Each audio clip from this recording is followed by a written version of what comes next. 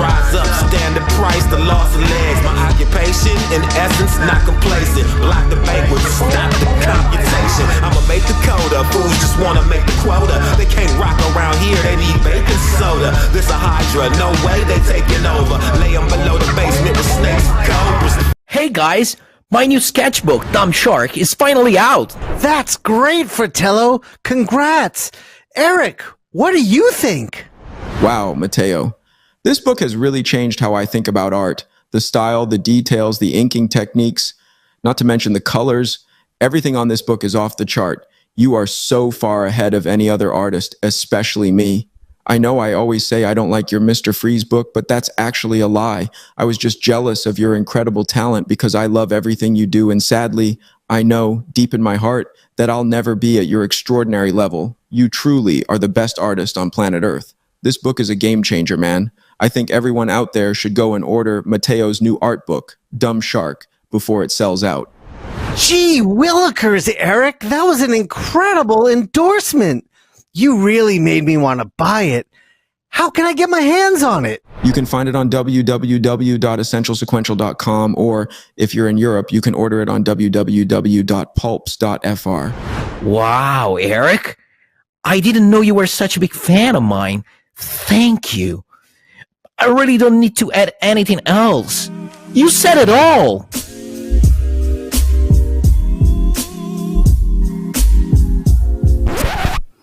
What an asshole. Wait, what? I would ask everyone listening to leave a comment what you think about getting back to a blogger message board style of seeing art and interacting with artists. I think by way of like how YouTube and engagement and all that kind of stuff works, it's really, really smart for Shawn to say, hey, comment whether or not we're going to end up going back into the blogger days, right? But a part of me that wears black all the time is dead inside. Which is basically 97% of you. But yeah, go ahead. You're giving me too much credit. It's like 99% of me. At the end of the day, you know, like who gives whether or not that's the way people think that you were going to go back into it, blah, blah, blah, blah. If that's the way that you want to go, right? If that's the presence that you want to have online, if that's the moves that you feel works for you. If you're a basically that always needs approval from other people, go ahead. No worries, Shawn. This is the Inkpulp podcast. No, he does like a stoic practice. I assumed he was reading that same book as you. I suspected he reads like a version of it, right? Maybe not necessarily the same book. All right, here's because we started off in the new year conveniently. This is January 3rd. Be ruthless to the things that don't matter. And this is by Seneca. How many have laid waste to your life when you weren't aware of what you were losing? How much was wasted in pointless grief, foolish joy, greedy desire, and social amusements? How apropos. How little of your own was left to you. You will realize you are dying before your time. That's dark. Depressing. It's morbid. A little bit, right? Yeah, it's dark. Yeah. That's a weird way to start off our first podcast, January 3rd, 2024. Gentlemen. What up? One more year around the sun with you, bozos. Happy New Year. I mean, this is gonna be coming out in probably September 2024. This will be January 1st, 2025. Yeah. How far ahead are we, by the way? Are we 7 episodes ahead, 10 episodes ahead? I'd have to check. I think we're about 5. Oh, all right. I was a tiny bit too optimistic. Well, we were, but then when Mateo and I were in Abu Dhabi, we missed 2 weeks and we fell back some. Yeah, so screw this podcast is what you guys were saying. Enjoy the experiences of life. Here's what the thing that I just read off. Here's a basic breakdown to it. One of the hardest things to do in life is to say no to innovations, to requests, to obligations, to the stuff that everyone else is doing. This hits me in a profound way. Even harder is saying no to certain time-consuming emotions, anger, excitement, distraction, obsession, or lust. None of these impulses feels like a big deal by itself, but they become commitment like anything else. If you're not careful, these are precisely the impositions that will overwhelm and consume your life. Do you ever wonder how you can get some of your time back, how you can feel a little bit less busy? Start by learning the power of no, or no thank you, no, I'm not going to get caught up in that, no, I just can't do that right now. It may hurt some feelings. Or the all-powerful fuck no. Fuck no. Or fuck you directly. They won't bother you again anymore. That's it. Generally speaking, your reputation will be a little damaged by that, but And this is to your guys' point. It says it may turn people off. No shit, if you tell them fuck off. It may take some hard work, but the more you say no to the things that don't matter, and by the way, that needs to each person that needs definition, right? You need to reflect on exactly what matters and what doesn't matter to you. The more you can say yes to the things that do matter, this will let you live and enjoy your life, the life that you want. So I think that's very appropriate, especially in the space that we're in these days. So there's a funny thing, and we'll get on to whatever it is that Shawn learned to read today, right? Is it one of my son's favorite books is this thing called it's called Mein Kampf. Is it dinosaurs and construction? I've been teaching him construction grade. Since the 5-year-old boy since a really young age. He has an internal hate for half of himself. Oh my god!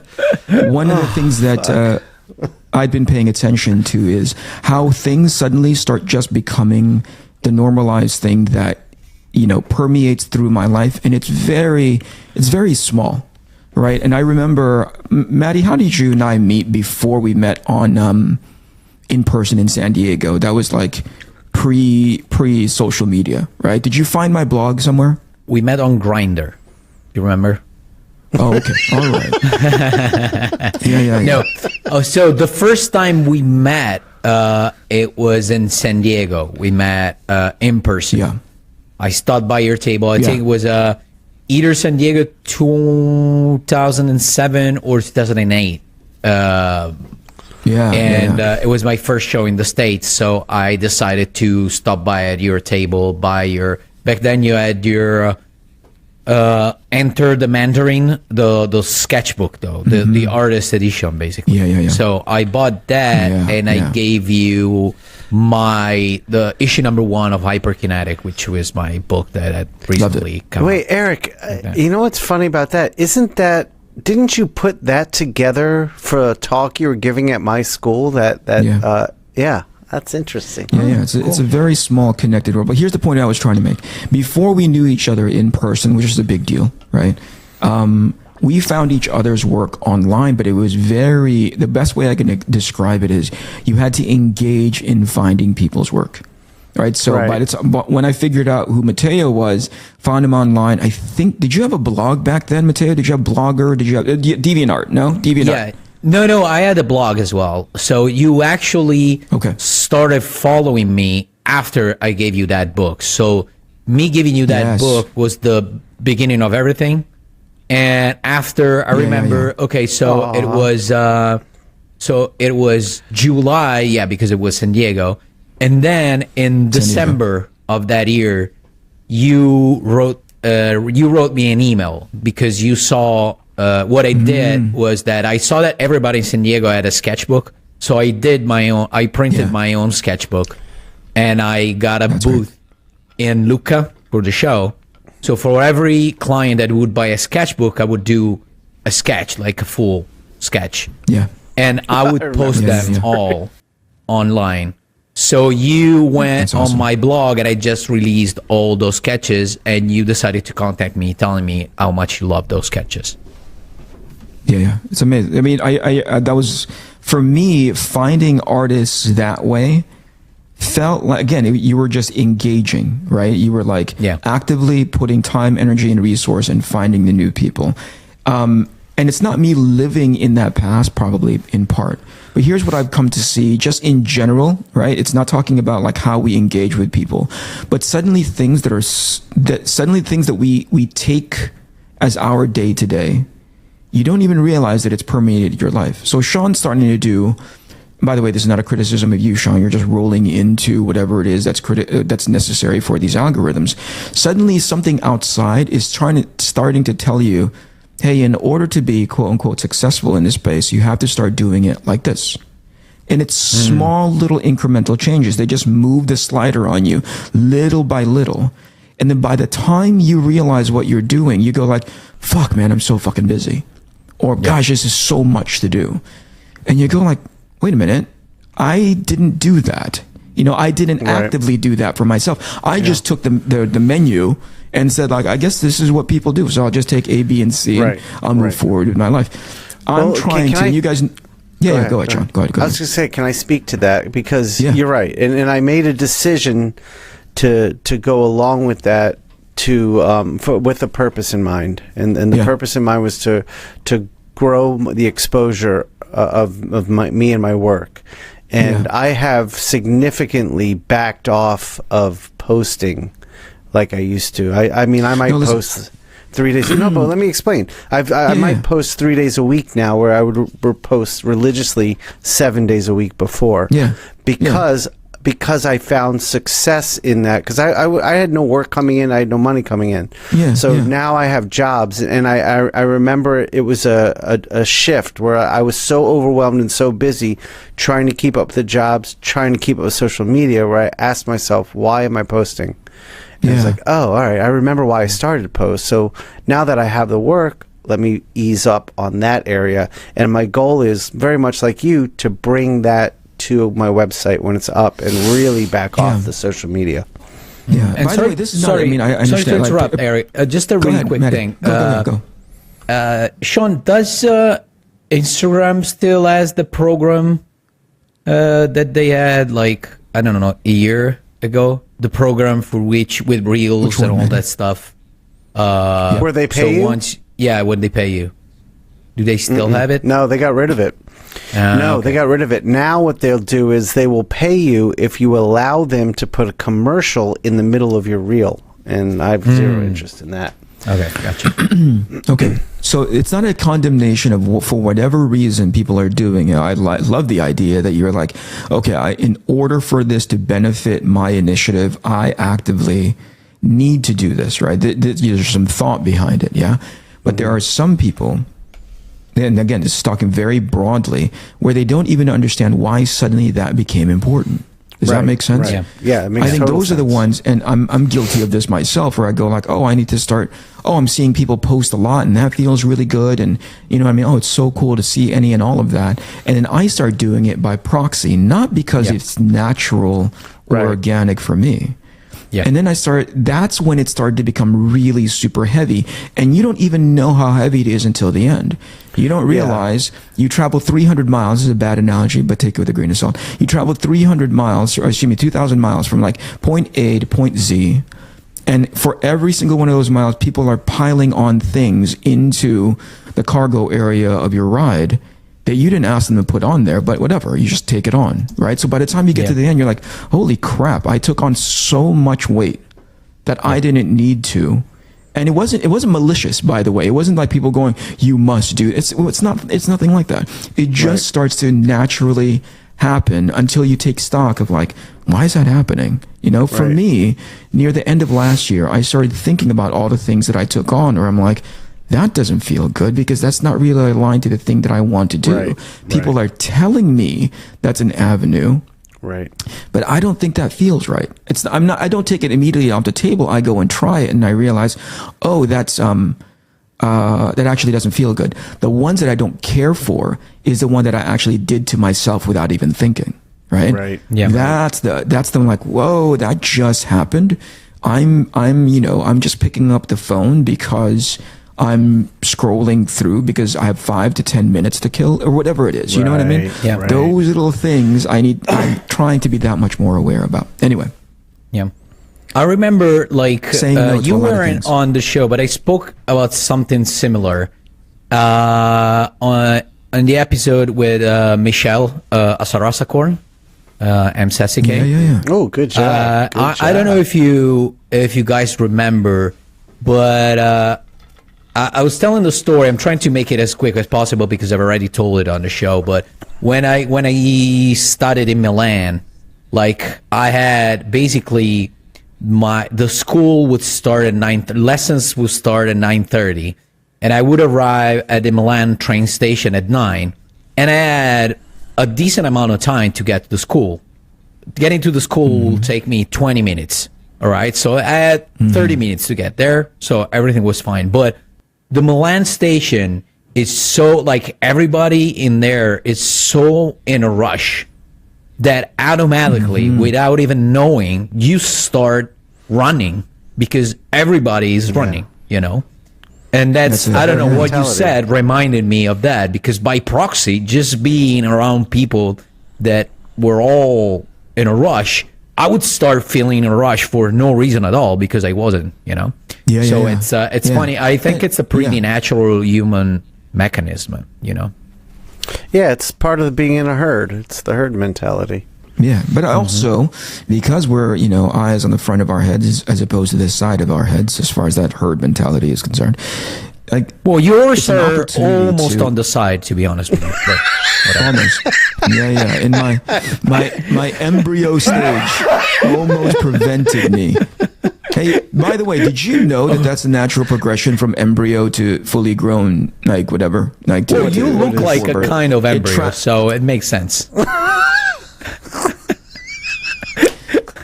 Your eyes. By the way, after this, I gotta tell you something really, really funny. But continue. Sorry. It's fucking gross. So it travels from the side of your head to the front of your face. Did you know that? Was that sorry? I missed it.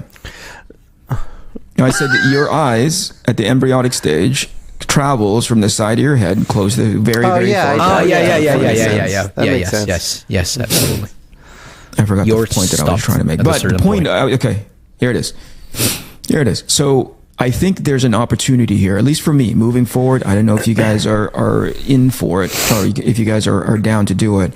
But it's an opportunity for me to take a look at the things that I'm doing now and going like, I don't know if I want to, like, why am I doing that? But, you know, be analytical about the amount of energy I'm spending on anything. And then if it's not really a good fit, start training my way out of it. If that makes sense, either emotionally, psychologically, physically, right? I like that a lot. Yeah. So anyway, I think it's going to keep me productive in my 2024 quest of getting as much stuff out as I can. Speaking of, this is going to be out 5 weeks from now. I'm starting to. We were talking about Blogger earlier, Blogspot.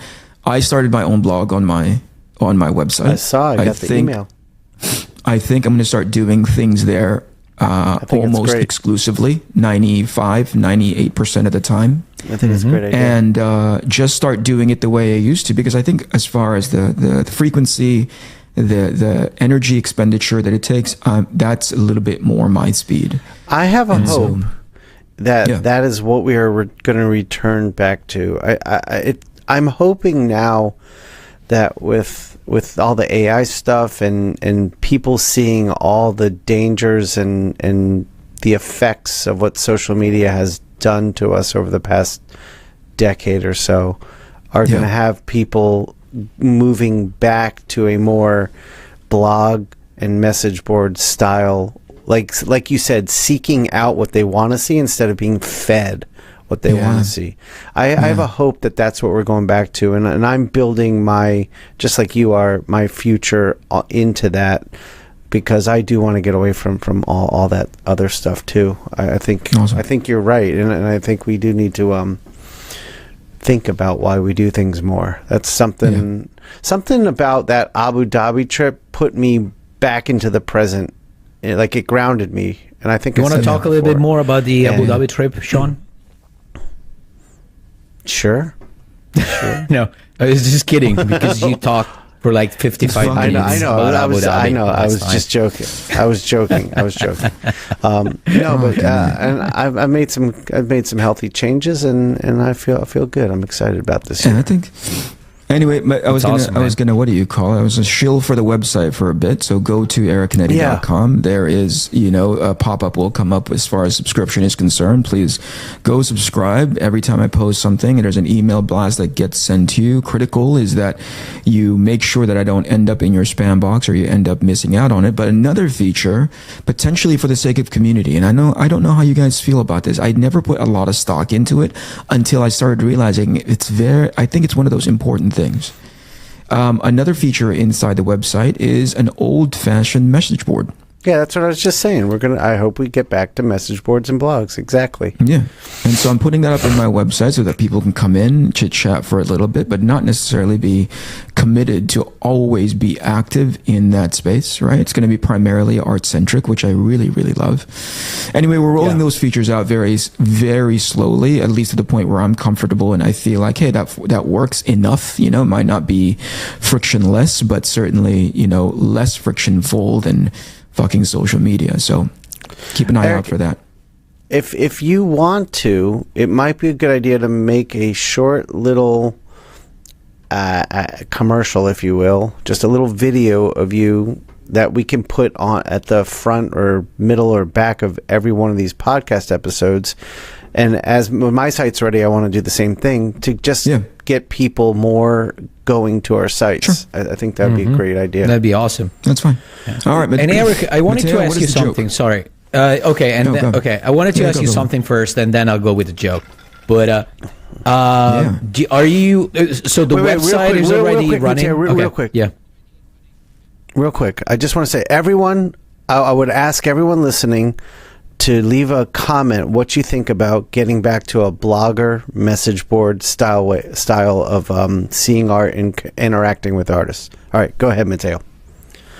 So my question was, are your websites already going and running at the moment, or they're about to? Mm-hmm. Okay, so no, it's already live. You can go to ericcanetti.com. Okay, so did you use like a pre-made model? Because I'm thinking about it, and I'm talking with my girlfriend about this, and she knows a little bit about this stuff. So she told me that usually what people do is that they use pre-existing models and just go from there. Or are you doing it from scratch? Yeah. No, I use the pre-existing one, right? So you can there's a bunch of different services now that make it so easy to get up and running for a very minimal fee, which is, you know, you can either go to Squarespace, you can go to Wix. Me personally, I'm at Wix because features wise, there was a lot more that I wanted, you know? And so it's up and running. You just buy the domain, you know? Yeah. And are you doing it all by yourself, or are you using somebody in order to do this? I'm or using the somebody. services? Okay, you're using somebody. Okay, gotcha. Matteo, to answer your questions, mine's being built right now. It's going to be built into Squarespace, I believe. My friend Alan, who did all my instruction video stuff, is putting it together. But I'm basing it on some stuff I learned from us recording with Carl and some conversations I had with Eric. So the idea is he's going to have this like template built, and he's mirroring my website for Zoe. So if it's something you want to hop on, he doesn't charge too much, but if it's something you want to do, I can get you in contact with him, and he can kind of mirror what he's done that'd for be us awesome as well. That'd be awesome. It's something that I absolutely want to do, and so I want to, you know, watch yours and other people that already have them, just to, you know, have a clear idea of what I want to have there, so that I don't have to, you know, once comes the time to talk to the person who's got to do it, I already know what to tell him, instead of, oh, I know, let me think about it, or what do you think, you know, all that kind of stuff. That's smart.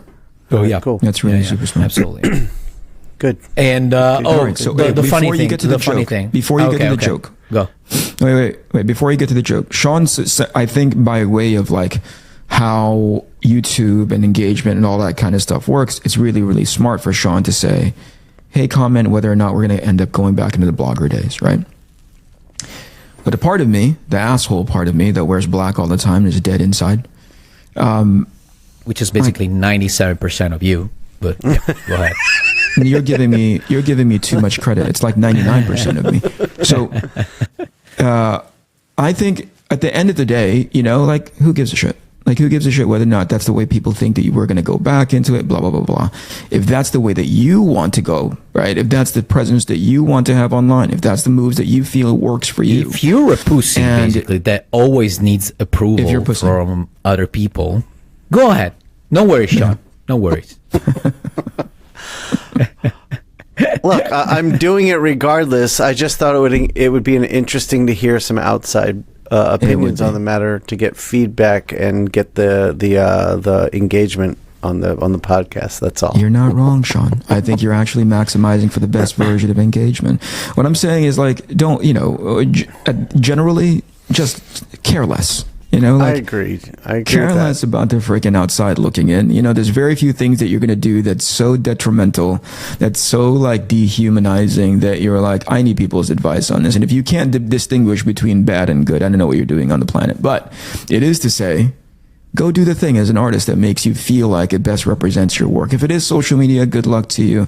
I'll give you as much support as I possibly can from over here. But for me, and it sounds like for us, we're going to start investing a little bit more in the stuff that we want to do as we see fit, as opposed to being told, hey, this is the way to go, Yep. All right. Absolutely. Funny story time, Mateo. Go ahead. Funny story. It's really short, actually. But for New Year's Eve, we're celebrating with friends, with a bunch of friends.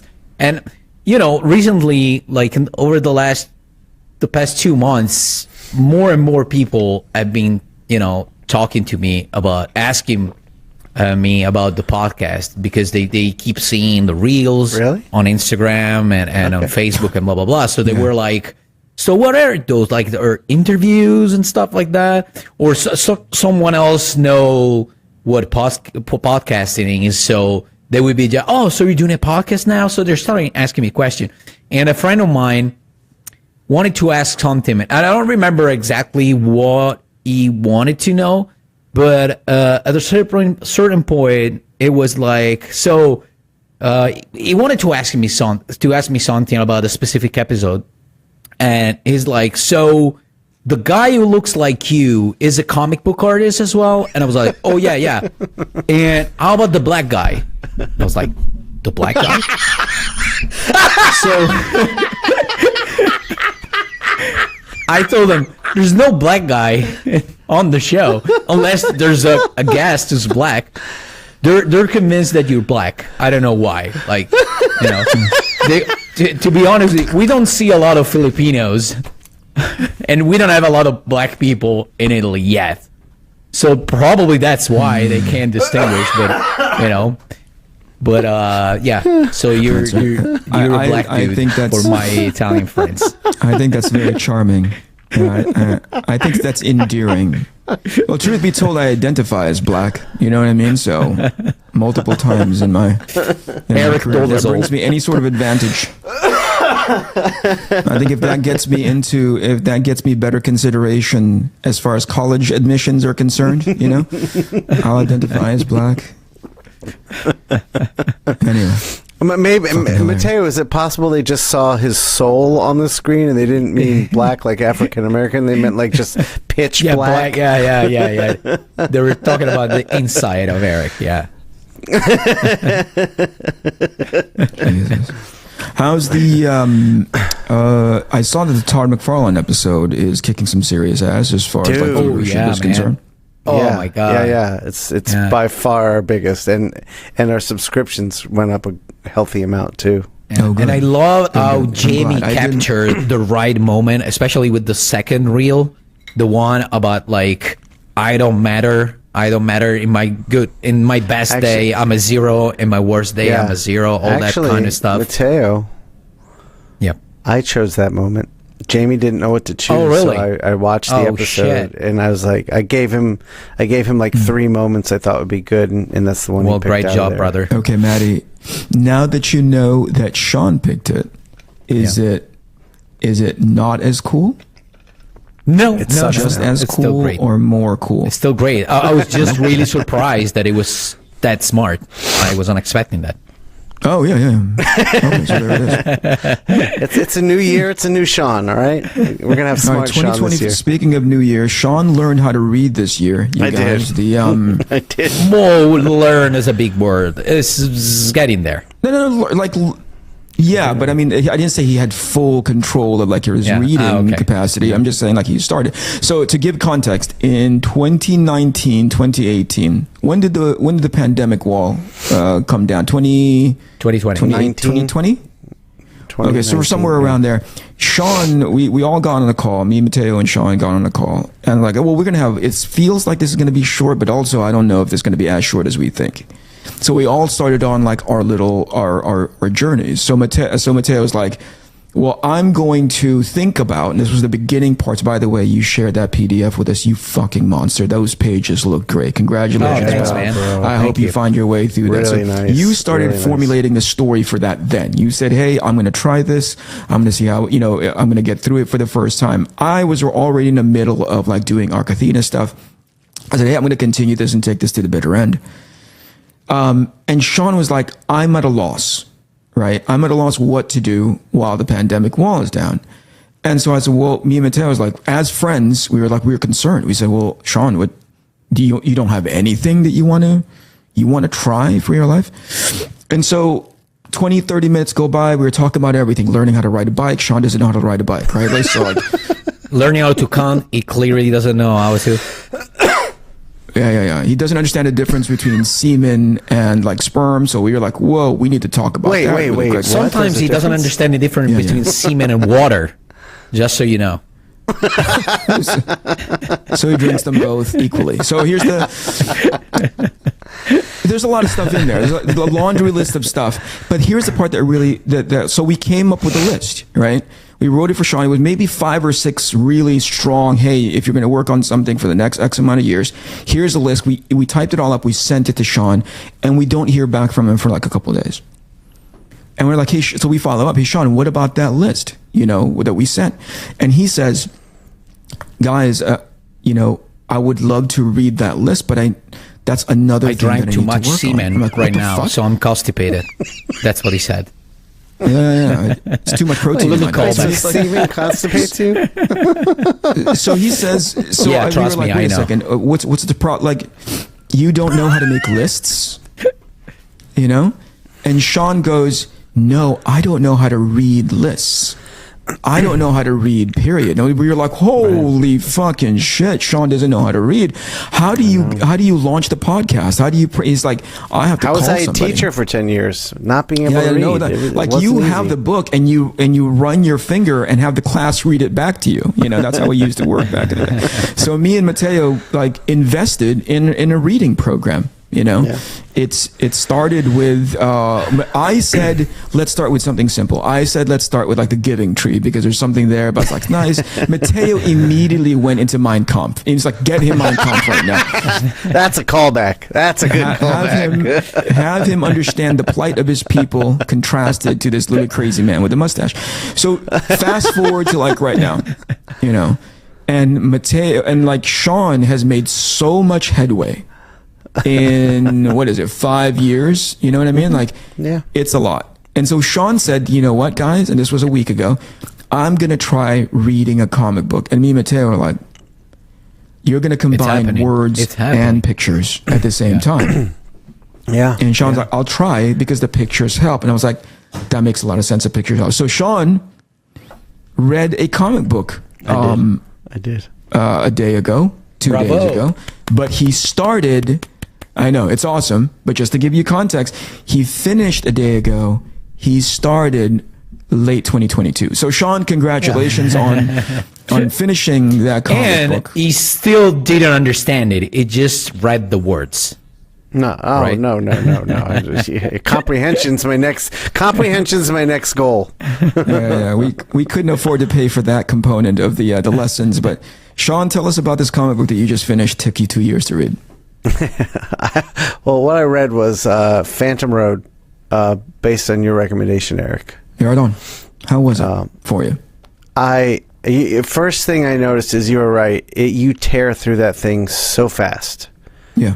It is one of the most effortless reading experiences I've had in a comic, and that alone was a really nice accomplishment, I thought, on the creator's parts. I enjoyed it. Go ahead. Yeah. Continue. I was gonna say I enjoyed it. I mean, it's obviously just the first collection, so I don't know what's going to happen next. But what is that? The first 4 issues? Yeah, first 5 issues. Yeah. Oh, and Eric, just for the listeners, it's by Jeff Lemire or Lemire. I don't know how to pronounce it. Yeah, Lemire. And Gabriel Hernandez Walda or Valda. Yeah. I don't know how to pronounce that either.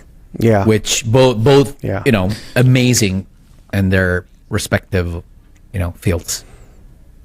Absolutely. Eric, what were you going to say? I was going to ask, I have my theory about, why it was such a pleasure to read. And this, by the way, is applicable to a lot of different things. I want to hear from you guys. Why did you think it was so, why did you find so much delight in reading that book? This is exactly what I wanted to talk about. I have a lot of questions on it. Why was it pleasurable? It was like, it was easy. It was inviting. I guess one of my main complaints about comics these days is they're jam-packed with words and panels and overstuffed imagery that they're really, it's like you have to unpack every page you read, and it becomes a lot of effort. So the story gets lost in the effort of trying to take in all the information. This had a really nice balance of visual information and very few words. I can't even remember a single word balloon that was more than have to read 2 or 3 sentences. Why I think so. Yeah. Sorry, Shawn, go ahead. And it was just it was told very. It was very clear. The clarity of the whole thing from the writing to the visual storytelling. Well, it was right there. It unfolded and flowed. You know where he's coming from, right? Like, what's the last thing that you remember where you were reading it and you were like, whoa, I went through that super, like, you know what I mean? Like, you went through it super quick and it almost feels like, yo, that's over already. Do you remember the last book that you went through? I gotta think about it, but I remember, for example, and funny enough, it's still Jeff Lemire. It was the beginning of Black Hammer. That whole introduction with this, team of basically superheroes, and they're basically I don't know what happened there. They forgot that they used to be a superhero team or something. Yeah. Or something like that. Well, they're in a mental prison. They're in like a mental prison. Yeah, they're in a mental prison. That's what happened. And so they're gonna be at the beginning. There's all this, going back and forth between the characters, and you got to try to understand what's going on. It was beautiful. It was super, like, as Shawn said, inviting is the right word. And I don't know. Every time we talk about this kind of things, it makes me think about the difference between people that can tell a story, aside from comic books in general. Like, sometimes there's some people that can tell you a really simple story that doesn't really mean anything in the end of the day, but they're so able to involve you with the rhythm, with the words that they pick, with everything.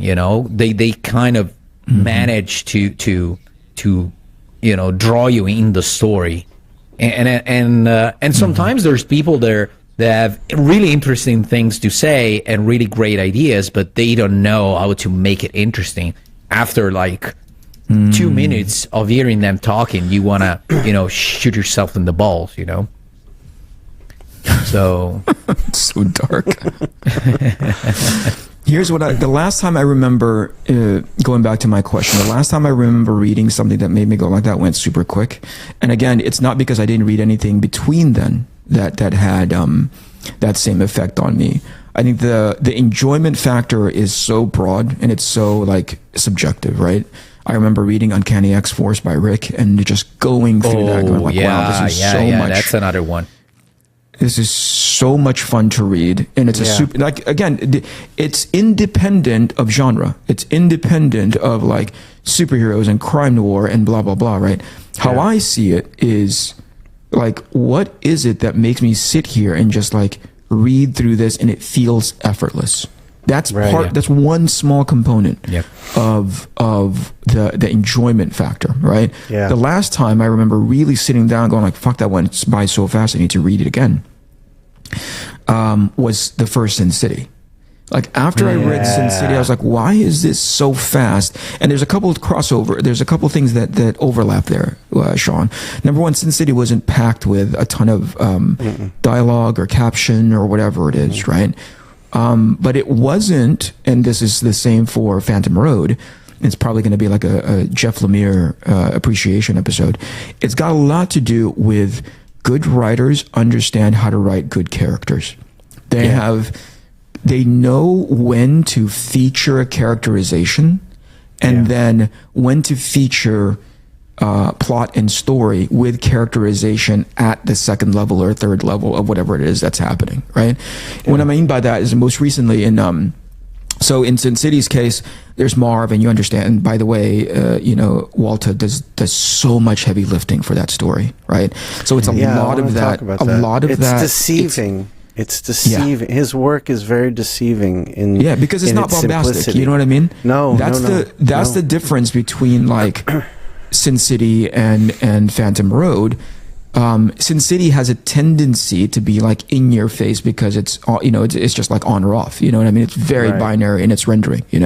So immediately you're like, whoa, this thing is so stark. It's so contrast that there's this experience that's appropriate to the story, but Walter's stuff on Phantom Road is it's so subtle. You don't understand how good, like at its face value, unless you're paying attention, you don't understand how good all those drawings are. And that really does help with the storytelling and the characterization. So I think that's another small component of why is this so pleasurable to read? Also, I don't think that the dialogue, sorry to interrupt, Shawn, just go ahead, quick think about the dialogues. Sometimes dialogues can be like longer than other times, as long as there's a reason why you're doing it. And if the reason, for example, is that we need to hear a specific character's voice and the way they talk, for example, just one example out of 1,000 different examples, it serves the story, so it works, so it's doesn't have to be every time. It doesn't have to be all the fat has gotta be taken out. Sometimes you can leave the fat, and if it's in specific moments where they're needed. Absolutely. Yeah, I think there was that kid when we did the live show that was asking, "Hey, what panels do I pick for the story that I'm about to tell?" Do you remember that? He was asking how do I choose my shot?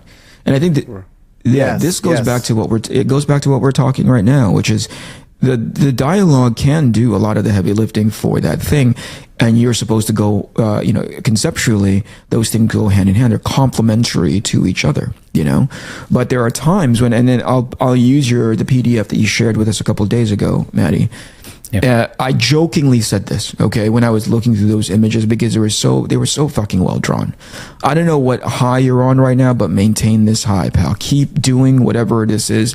Never go back to Mr. Freeze again. Don't do that. I knew you were about to say it. You know what I mean? You don't need, what I'm saying is, whatever it is that you thought was a good idea that you were doing for Mr. Freeze, I'm glad you said, "Oh, that was the worst fucking idea. Let me not do that and do this PDF instead." So here it is. When I saw this book, I was like, "Fuck, this is so good." He's clearly at the front door, if not crossed the threshold into mastery as far as this stuff is concerned.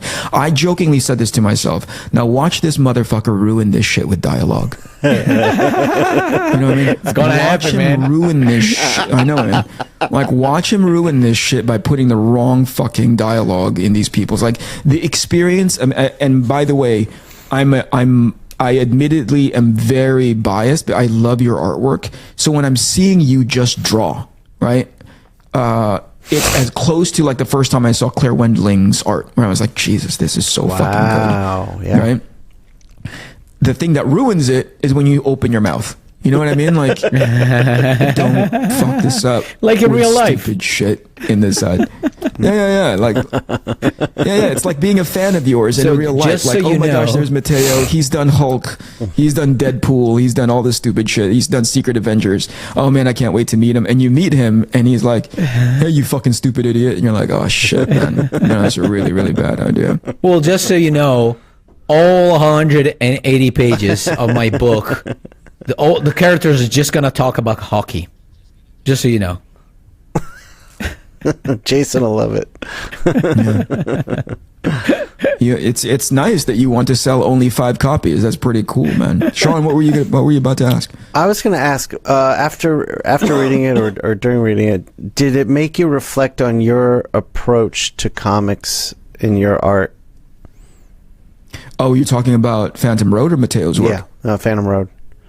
Yeah, I'll speak to both, right? When I saw Mateo's stuff, currently I'm still going through it, where I'm at not a psychological low, but there's definitely like something off kilter with me, where I'm still trying to figure it out. I'm still trying to pinpoint it. It could be just a vitamin deficiency, to be perfectly honest with you. Or maybe all the darkness inside of you. You live in the Pacific Northwest. You need to go to Miami Beach for a week and get some sun, and you're going to feel much better. All right, listen. It may be mental, it may be physiological, whatever it may be.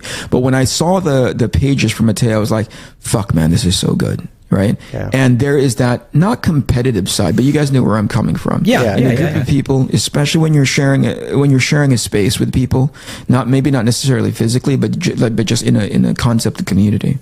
Right, it reinvigorates you to go like, well, I better get the fuck out of bed and go do my version of this thing, which is a clear delineation of what other people do whenever they see somebody else's work and they're like, fuck, well, I give up. You know what I mean? That's a weird jab step into this. Like, that's so weird. Why would you want to give up after seeing amazing work? It's because they don't make the connection. They don't have the mechanism to go, that's awesome for Mateo.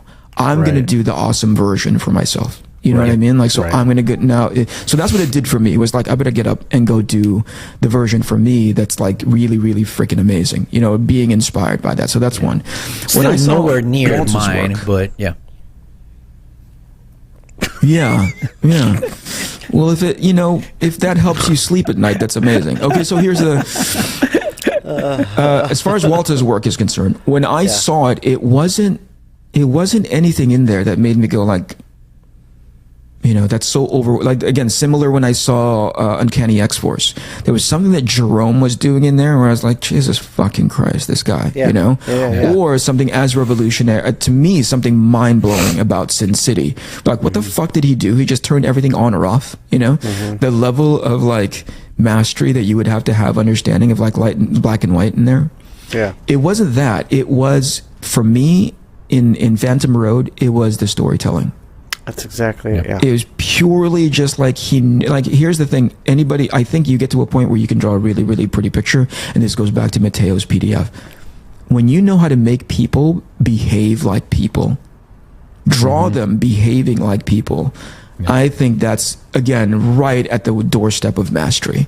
I think you can draw a pretty picture of people just like standing or, relaxing or, like people always go, oh, that looks too stiff. That looks like it's not actionful. And I'm like, those are great pieces of feedback.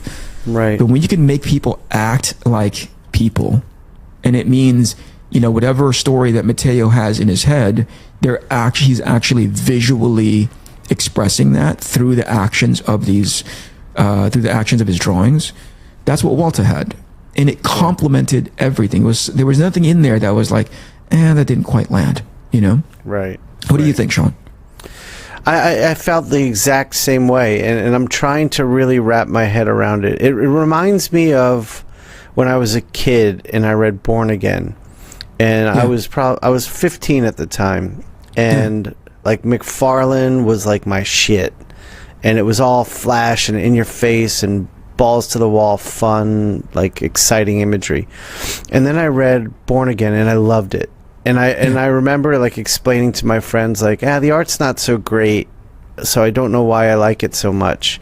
And it was over time and maturing, I learned like, well, actually the art is phenomenal, but it's also serving the story. And this book kind of took me back to that space because like when I read it, I was like, I look at my work, I look at how I do things, and I make things so difficult in the name of trying to do good, and I realize like that is probably a backwards ass way of thinking after reading this book, because there's nothing in Gabriel's work that jumps out at me like you said, like with Mateo's, and it's a good we're talking about Mateo's book alongside of it, because Mateo's work it works on the same level as Walter, where the storytelling's amazing, the acting, everything's great. But there's also the artist in me can really dig into the compositions and the drawing, and there's like a spice to it. I don't know what other word to put to it, a seasoning on it, like you said about Miller's work in Sin City. And Walter's able to just strip all that away, and it just becomes a story at that point.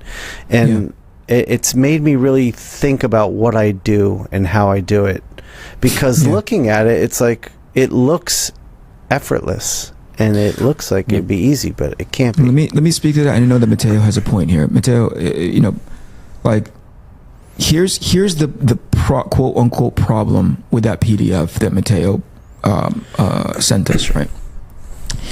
It's deceptively like the style, because you and I, we're fans of Matteo's work, we're fans of his style, right? Like, so if you just look at it from the draftsmanship, just pure drawing, you can spend all day looking at that PDF. Like, I will look at that PDF and go like, okay, he's doing something with like the rendering of the face now, where he's like doing these little slashes that go towards the center of the face. That's a great stylistic nuance that I haven't seen really super heavy duty in his work.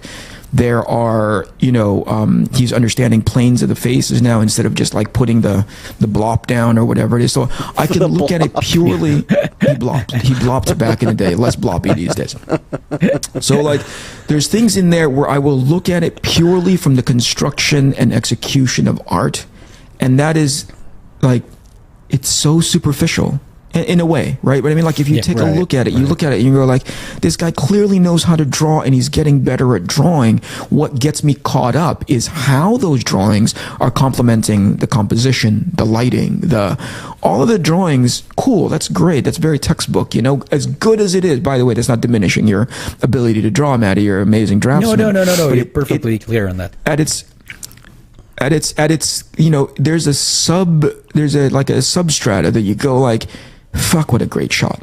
You know what I mean? Like, what a great composition of faces. What a great composition of like this city street. What a great omission of detail, if that makes any sense. Like, you just leave that part out because it's not really all that important. And I think similarly, and that's the part that really is like the quote unquote bad part of Phantom Road and Walter's work, is you don't understand how difficult storytelling is when it's done that well, if that makes any sense. Right. I've seen Dave Fincher's movies when I feel like, and I don't know the man, I just see the final expressions of his work. I feel like when I see it, I'm like, oh, that's a try hard version of Fincher. When he does like, the not try hard version of himself, I'm like, holy shit, look how fucking good those shots are. Look how amazing some of these shots are. So here's an example. I don't know if you guys have seen that Netflix show called Midnight Mass. Have you seen that? No, that's on my to watch list, but I have still to watch it. Watch it. Okay. Great. Is it? It's a show by Walter Flanagan. He's a great, guy of like suspense and horror. Great premise too. I don't want to ruin it for you, but I think you'll really, it's a series too, Shawn, so you can have it playing in the background. Great thing to get into. His most recent thing, which I sidestepped because why do I want to fucking, like, in my head, I thought when I saw the title, I was like, I don't want to know anything about this hip hop star. Like, it's called The Fall of the House of Usher. Immediately I thought like Usher, like the R&B singer. I'm like, no, it's not that. It's his most recent offering. Right. Again, along the same lines, but it's I like Midnight Mass more, but it doesn't mean anything bad about the House of Usher. I've got to get through it still. But here's the one thing. I think it's this, to my point earlier, was I think it was him trying, it's the try hard version of him, right? Because if you take a look at what's happening on screen, my wife and I were watching it going like, how the fuck did he shoot this movie and why does it look so beautiful? Right? He still has it. I think he just overdid it. In Midnight Mass, it's still shot so freaking well. The color palette is great. The compositions are great. So going back to the original point of the conversation, it's misleading. Yeah. Because people, I'm going to go back to the point that I was making, which was like the bad version of this is people are going to get caught up looking at these drawings and saying how fucking great this is. not realizing this is greater than the drawings. Right. You know what I mean? Like, Matteo, like, invites you like a drug dealer. Look at these pretty drawings, you know? Right. But then what keeps you there, if you know what you're looking at, is the joy that you're experiencing as you're reading through it, similar to Walter in Phantom Road. Yeah, well, yeah, especially here. Sorry, Shawn. Just real quick. No, go ahead. Go ahead. Especially here, because I don't have a lot of, I don't have a lot of action and really, cool comic book stuff to support me there. So I gotta use that thing in order to keep you there. I'm continuing the concept that you were expressing, basically. So that's what I try to do. So I'm glad that you noticed that, because there's a lot of dialogue, especially issue number 1. It's a lot of trying to get to know the main characters and the relationships between them. So I had to find a way to make it interesting and and attracting in some sort of way. So yeah, I get it. Yeah. In Phantom Road, there are these instances where I get more about the character. So, like, writing characterization to me is one of my bigger challenges. I'm not a experienced writer, right? But one of the things that I'd come to realize after reading a lot of the things that I really super like, characterization is less about the statement, right? Hey, I come from this kind of background, blah blah blah. Like that's stage 1, or that's phase 1, or whatever it is in your development as a writer and a storyteller. I think a lot of characterization comes from reaction. Right? Like, I was about to say the same. I understand that character. Yeah, I understand that character so much. I can understand how they are raised, brought up, whatever it is, their perspective on the world, because they're reacting to this thing very specifically. But as a writer, you have to build in that moment so that they can react to it, as opposed to volunteering that information, which seems really awkward and less than organic. You know what I mean? Phantom Road does that, right? I understand why those characters are reacting to each other. Not because they're saying, hey, you're weird, you're different, blah, blah, blah, these are your worldviews or whatever it is. I don't like you. It's not that. Lemire wrote a situation in which two people can react to it specifically, and then you go like, I get it, right? I understand why those people are, or I get a better insight to those to how those people are, and slowly there's more information that happens. I don't need to understand all of them all right now. I just need to understand just enough of them so that it forwards the story. Shawn? Yeah, no, absolutely. I was going to say one other thing with reading Phantom Road. I noticed the camera is pretty much eye level every single shot. Sure. There's no real down shots, there's no real up shots, and there's no real in your face shots. Like all these things that I would spend extra time trying to nail. And after reading that, I'm just asking myself, is that necessary? And like someone like you, Eric, where your shots are so dynamic in range, what did you think of Phantom Road through that lens? It goes back to that advice that I gave to the kid, right? Like, we are in the information delivery business, right? A down shot means something, an up shot means something, a close up means something, right? So if that's what the shot facilitates, that's the shot that I draw. Now in Arc Athena, I crank it up to 20 because it's a superhero book, Sure. Okay. So all the shots are dynamic. Well, not all the shots, but whenever it's possible, whenever it's necessary. But at its core, if I were to strip away all the detail and all the fucking rendering, right, it's still the shot that's appropriate to the story, So it wasn't to me that the shots in Phantom Road were not necessarily boring or flat or whatever it was. First of all, I think that's a conscious choice. I think there's a couple shots in there where I saw a down shot, but that's the reason why I saw that down shot is because Walter saw it and said, Walter read the script and was like, this is the shot that I need to give this information. Right. And I think that's when people get lost a lot. I'm like, wait, that's really super disjointed. And that's why, again, that's another component to the pleasure of reading something, is because as a reader, I'm actively trying to understand something, right? I want to know something, and that's why I'm here. The moment I look at something and go like, I'm not getting anything out of that, right? So now you become sort of like, it just takes you out of the story, first of all, because you're like, I don't know what the heck is happening. I don't understand why that shot was chosen. Like, I am trying to see, whenever I draw, and I hope this is true for like our quest into becoming better draftsmen and storyteller, like I always look at like, what does the audience need to see? Yeah. Right? What is it that they expect to see?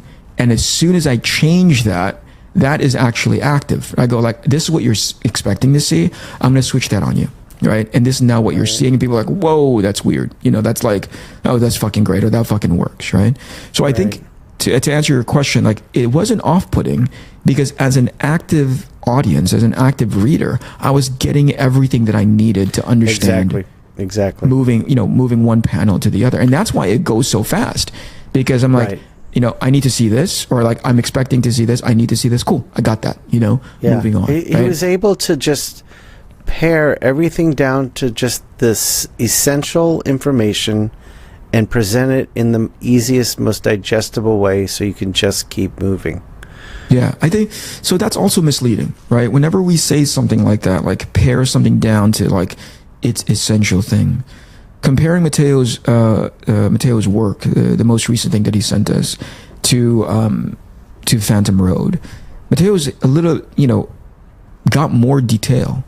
It's got more, it's got more texture. It's just got more stuff in it, right? Right. Paring something down, it could genuinely mean you did everything in Sin City, where you just made everything either on or off, black or white. Right. That's a great way of like understanding what paring something down.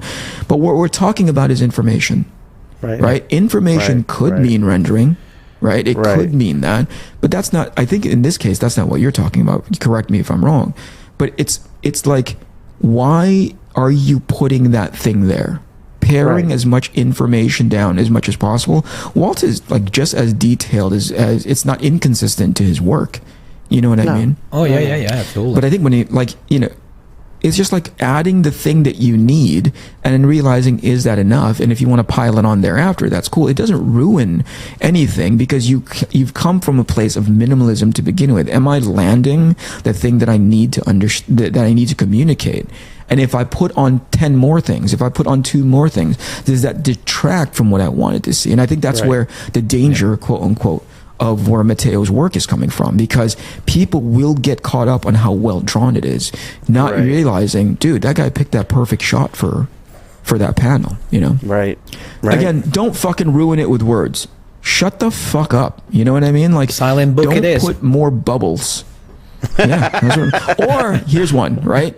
Put the bubbles in the back. You know what I mean? Put them as a supplement. So no. I got it. I got it. I mean? This is gonna be the future. The future of comic books.